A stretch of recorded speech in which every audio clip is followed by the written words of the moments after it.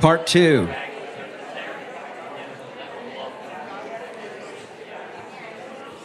About 6 months ago,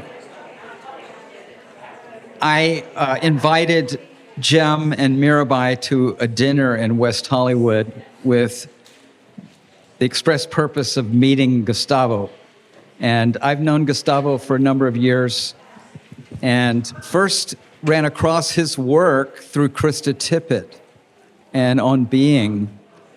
She did a breakthrough interview with him that's online if you'd ever like to dig that up. But immediately, Jem and Mirabai and Gustavo just folded into one another. And I knew the chemistry would be great here together. Let me tell you a little bit about Gustavo Santaolalla. He was born in Argentina and was handed musical instruments almost at birth,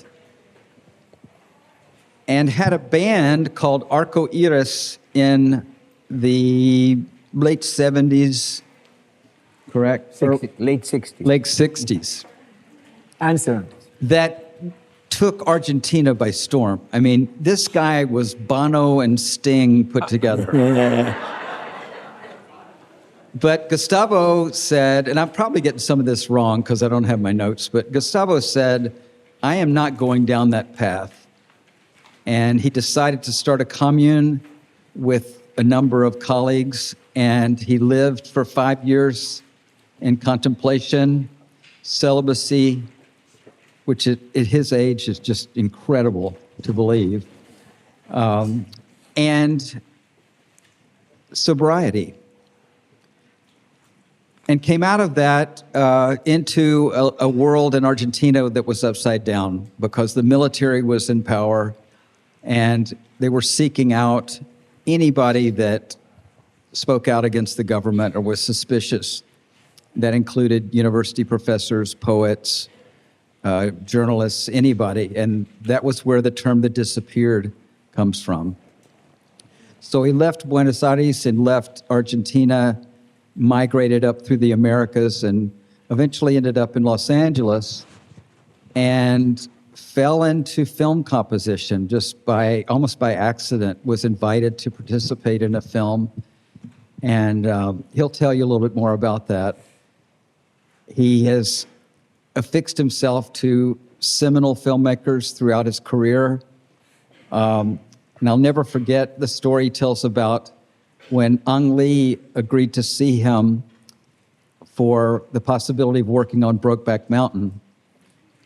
I'm probably getting this wrong too, Gustavo. No, so far. Ang Lee opens the door to his office in New York, and Gustavo just bursts in with his stringed instrument and starts playing the score to Brokeback Mountain. And Ang Lee says, that's it, that's what I'm after. That's part of a beautiful fable. But Okay. it wasn't like that. Oh, it makes for a better story. But anyway, he composed the score of Brokeback Mountain, if I'm not mistaken, entirely in its entirety. And Ang Lee used it to inspire the actors on set. So it was a completely different experience for film score composition to actually complete a score before they even began shooting. And it served as inspiration for all of those great performances. So then, Gustavo wins the Oscar, and, his life is turned upside down. And he follows that up with the score to Babel.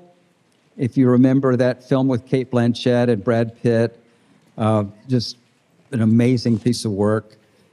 It holds up really well today, so I hope you'll see that if you haven't seen it. And he won the Oscar for that. So back-to-back Oscars, life will never be the same.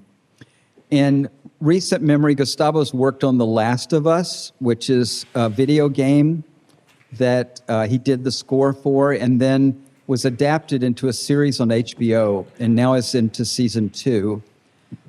So he's been doing the film score work for The Last of Us. I hope you saw my e-blast about Halloween. I'd like for Gustavo to tell that story, but he's been involved in in a most recent incarnation of Dracula. And he's working on a new film called Pedro Paramor. Paramo. And he wants to tell you about that as well. Please welcome Gustavo Santaolalla. Thank you so much. Thank you. Thank you. Thank you.